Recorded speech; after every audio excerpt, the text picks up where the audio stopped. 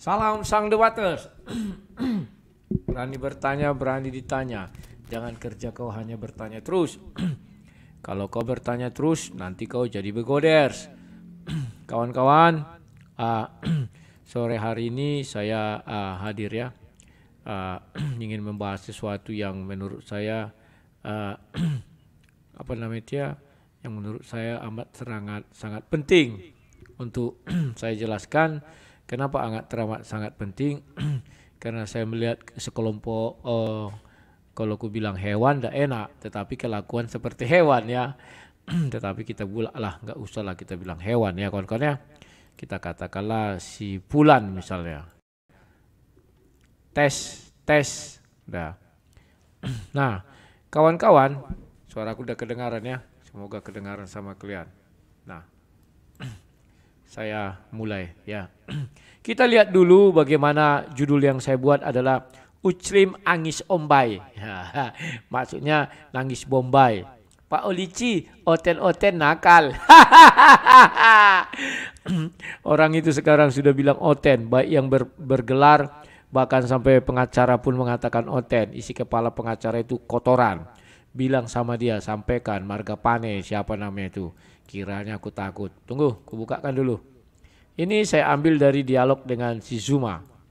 Nah ini, masukku bukan dialog dengan si Zuma, dialog di roomnya si Zuma ya. Lucu kali kawan. Jonathan Nadar dan lain-lain. Malam. Oke, kita saksikan dulu ya. Siapa lagi tuh?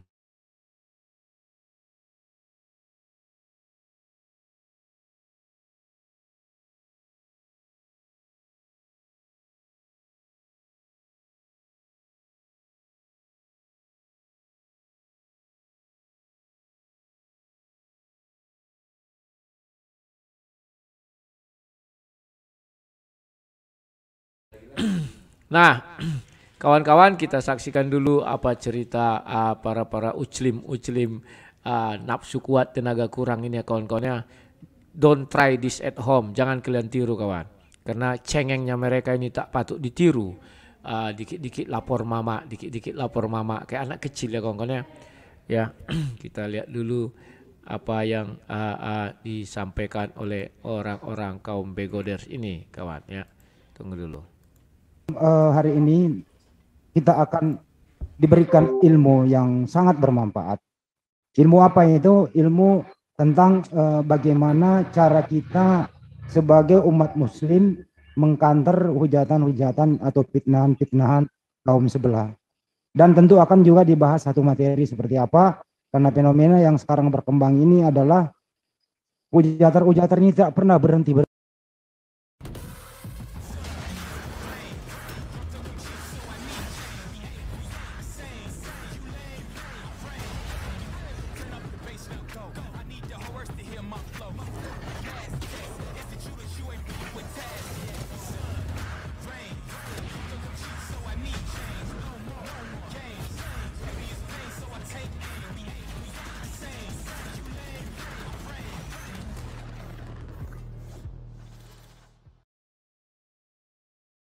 Berhentinya. Menurut Ustadz Ahmad Wakid bahwa hujatan ini di daerahnya itu nggak laku, nggak ditanggapi. Justru difasilitasi di Indonesia dan mereka dianggap sebagai raja. Nah, kawan-kawan di sini si pemabuk muka pemabuk itu tidak tahu aku siapa namanya itu ya. Tapi pernah aku lihat mukanya kayak pemabuk aja dia tuh. Dia berkata bahwa ada hujater orang luar negeri difasilitasi di Indonesia, seolah-olah dia menjadi raja katanya. Dia tolol kawan. Zakar naik, tahu nggak kalian apa yang terjadi kawan? Nggak tanggung-tanggung wakil presiden menyambut kawan. Di negaranya zakar naik itu dianggap selevel-level apa ya? Pengacau atau apa dibilang teroris lah katanya atau apalah itu ya. Pokoknya pengacau. Dia jadi DPO. Itu diagung-agungkan malah dikasih panggung yang luas itu kan di Indonesia kan. Inilah aku bilang kalau isi kepala kotoran ya. Kenapa cengeng gitu loh? Kalau cengeng nggak usah ribut-ribut di YouTube, di Facebook.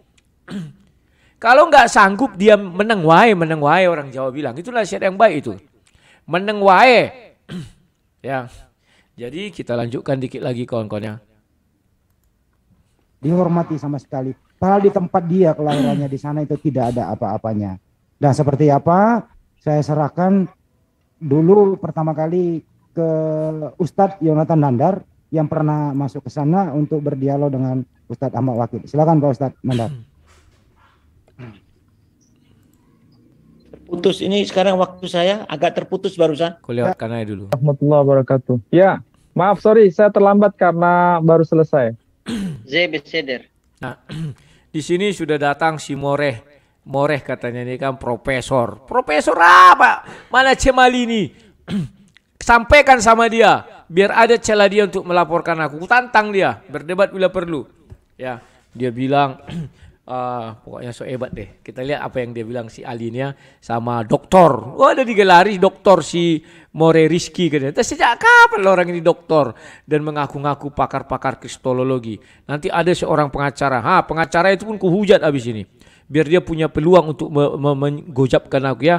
Ku bilang isi kepalanya juga kotoran. Oten-oten dia bilang. Isi kepala kau kotoran. Siapa namanya? Lu kasih tahu. Tunggu dulu. Enggak ya. Jadi memang baru kita buka Kak Ustadz. Jadi masih masih baru saja kita live-kan ini Ustadz. Baru saya membuka dengan salam barusan, belum 1 menit Ustadz sudah masuk. Ya ahlan wa sahlan wa marhaban bikum. Kita lihat yang dulu. murtad dan dia kelihatannya backgroundnya sebelumnya adalah Syiah. Dan dia di negara Arab tidak begitu ditanggapi. Nah, mereka ini lucu. Kalau nggak saya paham, itu dikatakan Syiah. Ya. Tapi kalau saya paham, dikatakan, wah itu bukan Syiah, Sunni. Padahal bisa jadi dia Sunni, tiba-tiba dia menjadi mualaf kan lain lagi ceritanya kan kawan-kawannya. Jadi itulah yang lucunya mereka ini. Sukanya begitu kawan. Apa boleh buat? Kita lanjutkan lagi. Tapi di Indonesia ini karena pakai berbahasa Arab sehingga jadi diorbitkan oleh oten-oten. Yang pertama pada waktu. Nah, dia menyebutkan oten-oten. Ya, kita sebutkan uclim-uclim. Kumpulan keledai-keledai liar bernama uclim. Ini dia kawan. Berimbang kan? Nanti nangis. Nangis orang itu kawan. Pak Olici, kami diejek-ejek sama Oten. Nggak tahu malu kawan. Gayanya selangit tapi cengeng. Nah ini, kita lihat apa lagi kelanjutannya kawan. Waktu itu kita sudah pernah bahas di channelnya Bang Doditan sama Ustadz Manakim Ali, saya dan Ustadz Ahmad Kainama waktu itu. Nah, dia sudah mengenai pembahasannya kita lewatkan kawan. Ini penting juga ini, enak, asik melihat orang ini nangis. Beberapa kali menunjukkan sumber yang palsu dan ada dia menyebutkan beberapa ayat dengan makna yang dipelintir ya. Nanti mungkin apa yang akan kita bicarakan itu adalah di sini. Jadi dia bilang bahwa itu kemarin Sofiatul sama orang luar negeri itu ya. Dia bilang dia menyampaikan sesuatu yang kata dia diambil dari buku-buku enggak sahih lah misalnya gitu ya. Hei Dul, kalian saja sering membahas kitab suci Bible itu dari mana? Si Nandar itu jelas-jelas dia mengambil dari mana kawan? Kitab-kitab bidatnya Kristen. Luar biasa kawan. Tapi kita santai itu nggak ada kerasak kerusuk marah-marah tuh, ya. Lanjutkan lagi kawan. Ini dan satu lagi, mereka membahas kitab suci Bible seenak perut mereka sendiri tuh. Kita nggak pernah nangis, nggak pernah nangis Bombay, slow malah kawan. Lanjut lagi ya. Apa yang harus kita sikapi untuk kita dapat counter orang ini? Nah. Baru digitukan saja kalian menyikapi counter. Slow lah kawan. Nggak usah cengeng. Kalau cengeng nggak sanggup, nggak kuat, nggak usah berapologet. Kalian seenak udel kalian saja membahas-bahas kekristenan, bicara-bicara kekristenan. Tapi begitu kitabmu dibahas, kau nangis Bombay. Lucu kawan, kayak anak kecil. sebetulnya pertemuan ini kita lanjut saja. Ini. yang ada di Saudi Arabia, yang ada di Yaman. Oh, ada iklan, sabar kawan. Kasihan aku melihat kelompok ini sudah nangis Bombay dia kawan. Aduh. Jadi aku persingkat saja biar daripada kita dengar ocehan-ocehan orang. Fasilitasi oleh salah satu Jum yang bernama Sofiatul dan kawan-kawan. Di sana itu ada 4 poin Pak Ustadz. Mereka cenderung mengatakan bahwa itu ada pembunuhan kafir itu secara halal, satu. Terus kejahatan Islam dalam perang Uhud. Nah, dia bilang pembunuhan kafir secara halal. Si Suma saja mengakuinya kok. Dia pernah mengutipkan sebuah ayat dan saya bilang ayat itu tidak berlaku, itu berlaku hanya zaman dahulu, kecuali Mekah itu diserbu, maka Islam wajib membela. Dia bilang, oh enggak, itu berlaku begini bukan. Dia saja tanpa sadar menggiring ke arah sana kok si Zulkifli. Lanjut lagi ya. Nabi Muhammad dan sahabat itu merampok harta Quraisy. Terus ketiga gramatikal Al-Quran. Dan keempat adalah zaman Nabi Muhammad itu manuskrip Al-Quran tidak ada. Terserah Pak Ustadz yang mana yang mau ditanggapi. Karena mereka cenderung sangat-sangat menghinakan. Kira-kira mereka cenderung sangat-sangat menghinakan. Nangis Bombay kawan. Tak tahu malu. Mereka sendiri kalau bicara tentang Bible menghinanya luar biasa.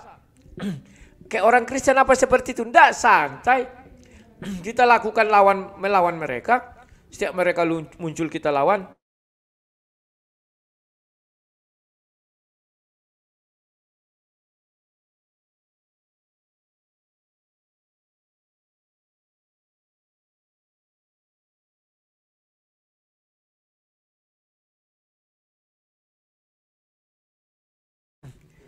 Jadi kawan-kawan, mereka ini nangis acai bebe. Tapi ya begitulah kawan, kita lanjutkan dikit lagi ya. Begitu Prof, silakan Prof dilanjutkan.